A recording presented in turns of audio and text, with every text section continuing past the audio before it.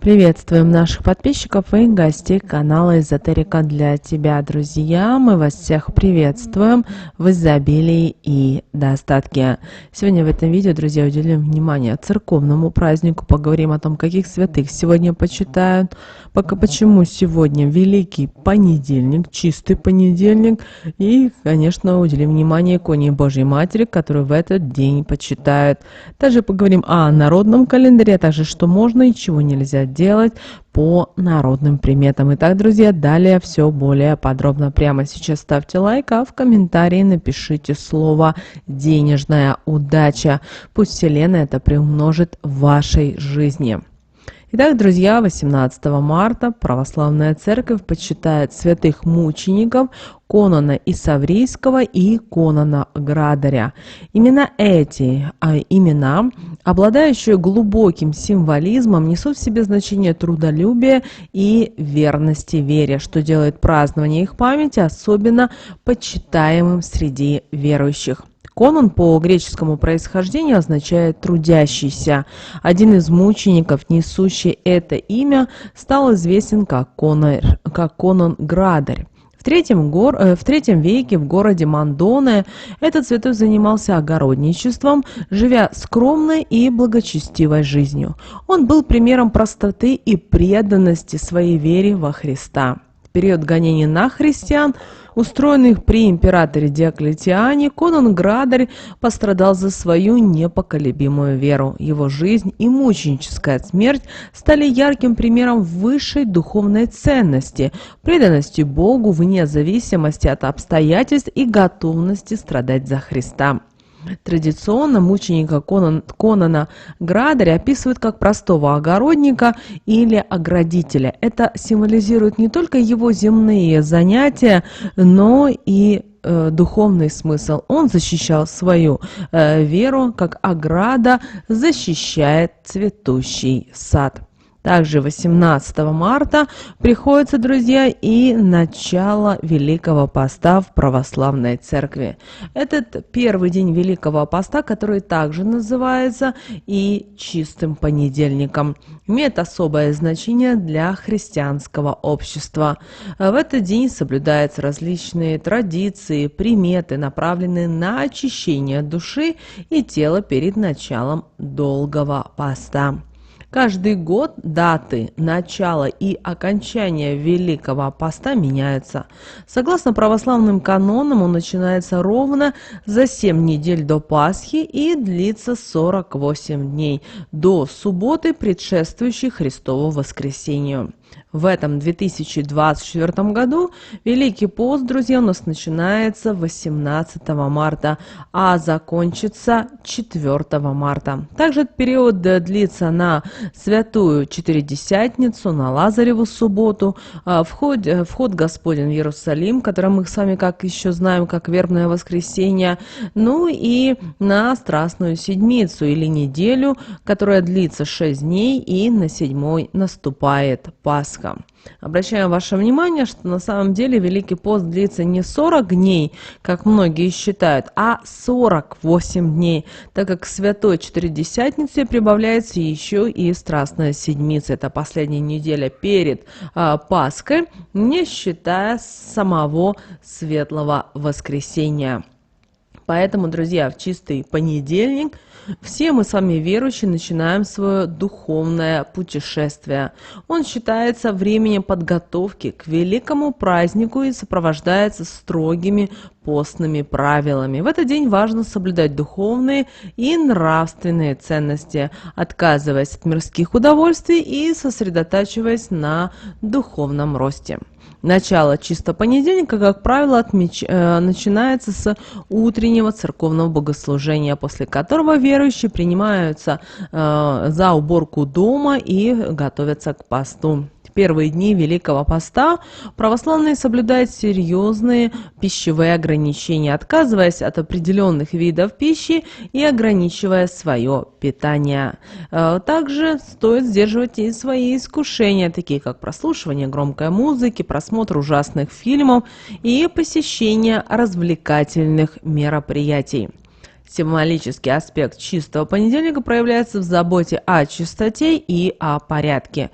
В этот день принято надевать новую чистую одежду и заниматься уборкой, чтобы символически очистить дом от негатива и грехов. В старину также было принято обливаться колодезной водой, посещать баню или делать прорубь для окунания, что также таким образом символизировало духовное очищение. Кроме того, в чистый понедельник важно проявлять заботу о животных и птицах, скормив им всю оставшуюся после Масленицы еду. Это считалось благочестивым поступком, способствующим духовному росту и благополучию. Но несоблюдение традиций и запретов чистого понедельника может восприниматься как неуважение к духовным ценностям и привести к нарушению духовного равновесия. И 18 марта также обращаем ваше внимание, в православной церкви установлен праздник в честь иконы Божьей Матери Воспитания. Это древний византийский образ Богородицы, почитаемый в православной церкви чудотворным. Список с образа хранится в соборной церкви Казанской иконы Божьей Матери на Красной площади в Москве. Перед образом молятся родители за своих детей, прося дарований мудрости, разума и, конечно же, покровительства. Ну а в народном календаре 18 марта день назвали как День Конона Градаря или Конона Огородника. Этот день, согласно народному календарю, имел особое значение в аграрной сфере и в сельском хозяйстве. Также он был связан с народными приметами, которые помогали определить подходящее время для начала важных сельскохозяйственных работ, в частности посева. Святой Конон Огородник, который почитается православными христианами 18 марта, имеет глубокие корни в народной вере. Его память ассоциируется с тем, что этот день считается благоприятным для начала весенних работ на земле. В этот период земля уже проснулась от зимнего сна, и природа готовится к активному росту и развитию. Народные приметы, связанные с этим днем, могут помочь сельским жителям определить наилучшее время для посева и для проведения тех или иных сельскохозяйственных работ. В народном календаре, как вы знаете, имеет свои особенности и рекомендации, которые передаются из поколения в поколение. Так, 18 марта может быть день определен как благоприятный для начала важных сельскохозяйственных работ, таких как посев семян, растения, поскольку это время связано с активизацией природных процессов и обещает хороший урожай. Крестьяне и садоводы с древних времен обращались к Конону-огороднику с просьбой о помощи в выращивании урожая. Народные предания и приметы гласят, что если начать пахать огород и вносить удобрения в землю именно 18 марта, даже если еще погода зимняя и непредсказуемая, то это обещает обильный и качественный урожай овощей. Также день Конона-огородника – это то время, когда земля пробуждается от зимней спячки, начинает активно прогреваться солнцем и готовится к новому сезону роста и плодоношения. В этот день наши предки пахали огороды, подготавливали грядки для посадки семян и рассады, также щедро удобряли почву навозом. В день Конона-огородника сельские жители проводили особые обряды и ритуалы, которые были направлены на обеспечение удачного урожая и защиту огородов от вредителей и неблагоприятных погодных явлений.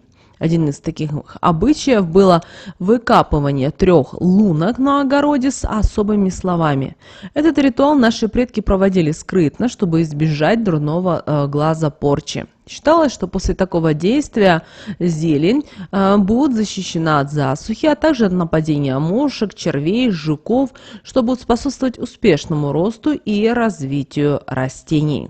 Кроме того, в день памяти Конона Градаря было запрещено брать в руки грабли или вилы, чтобы избежать града, который мог уничтожить нежные посевы и рассаду. Этот обычай был связан с ассоциацией имени святого с градом и собственностью, безопасностью сельских хозяев. Стоит также отметить, что по преданию к этому дню начинали появляться первые мухи и бабочки-лимонницы, что служило указанием на приближение весны и начало активности насекомых в природе. С этого дня сельские жители начинали активные подготовительные работы перед весенним посевом. Одним из важных обычаев, связанных с этим временем, это был ремонт парников, теплиц, а также подготовка семян для посадки. В древние времена крестьяне носили на груди мешочки с сухими семенами, подвешенные на тесемке рядом с нательным крестом. Из этих семян нельзя было съесть ни одного зернышка, чтобы не привлечь к себе червей. Перед посевом семена замачивали в воде, что считалось лучшим способом ускорить их прорастание.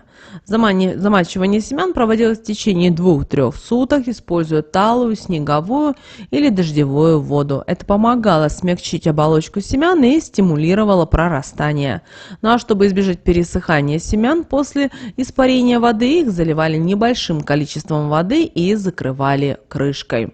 Иногда для замачивания семян можно применить соки каланхоя или алоэ. Листья этих растений за неделю до процедуры выставляли на холод, чтобы из них можно было легко выдавить сок, в который на сутки опускали семена.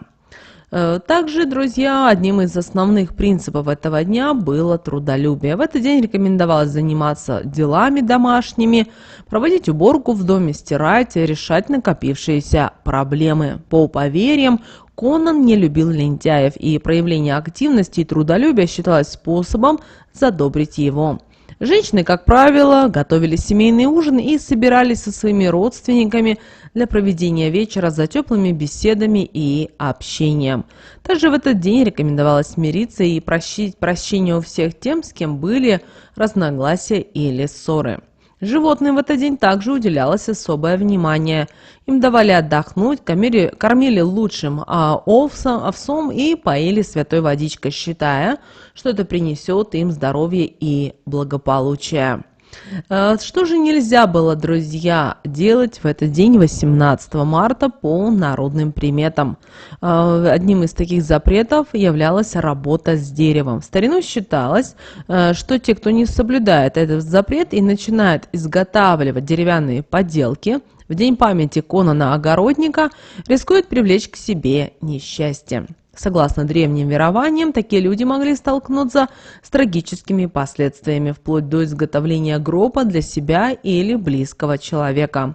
Этот запрет был столько серьезным, что даже опытные мастера по дереву предпочитали воздерживаться от своей профессиональной деятельности в этот день. Инструменты оставались нетронутыми, а дерево оставалось нетронутым до наступления следующего дня. Таким образом, соблюдение данного запрета считалось важным способом предотвращения несчастья и сохранения благополучия для себя и для своих близких. Также одним из главных запретов этого дня было бездельничество. В старину считалось, что святой Конан Огородник не терпит ленивцев, поэтому все члены семьи должны были проявлять трудолюбие и обязательно заниматься делами. Лень и безделье могли привлечь на хозяйство несчастья, такие как плохой урожай, болезни среди птиц и животных, а также поломки инструментов. Поэтому в этот день особенно важно было быть активным и трудолюбивым. Другой запрет был связан с работой на огороде. В этот день не рекомендовалось брать в руки грабли и вилы. Если кто-то начинал работать с этими инструментами, то это могло привлечь непогоду, в том числе и град, который мог побить хлеб и, соответственно, нанести ущерб посевам. Один из следующих запретов это касался похода в магазин за покупками. Считается, что товары, приобретенные в этот день, будут иметь короткий срок службы или не принесут даже ожидаемой пользы.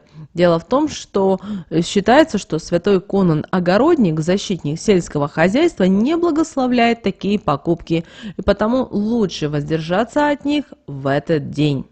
Еще один запрет был связан с огородом. В этот день не рекомендовалось перекапывать землю так, чтобы это было видно другим людям. Считалось, что такое действие может нарушить энергетику земли и привлечь неудачу или неурожай. Поэтому, если необходимо заняться огородными делами, лучше делать это скрытно, без лишнего внимания.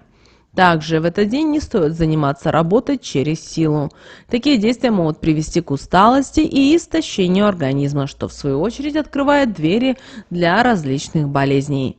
Уставший человек становится более уязвимым перед воздействием порчи или сглаза, поэтому лучше воздержаться от напряженных физических работ в этот день.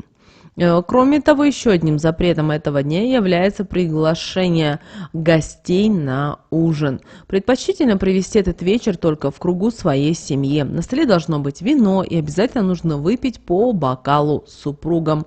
Это считается символом укрепления чувств и гарантией долгой и счастливой семейной жизни.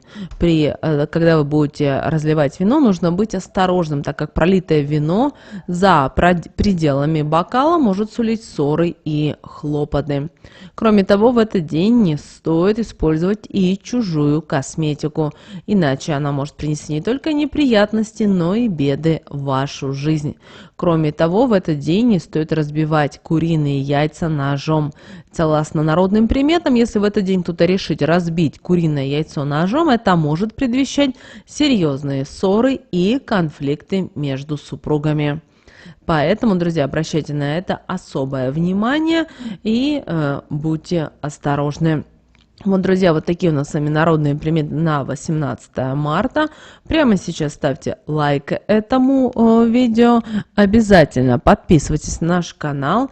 Но прямо сейчас на экране, друзья, вы видите два всплывающих окна. Друзья, это следующие рекомендованные видео для вас. Нажимайте на то видео, которое вам на интуитивном уровне понравилось больше, и смотрите. Всех вам мыслимых, друзья, и немыслимых благ. Услышимся с вами уже буквально в следующем видео.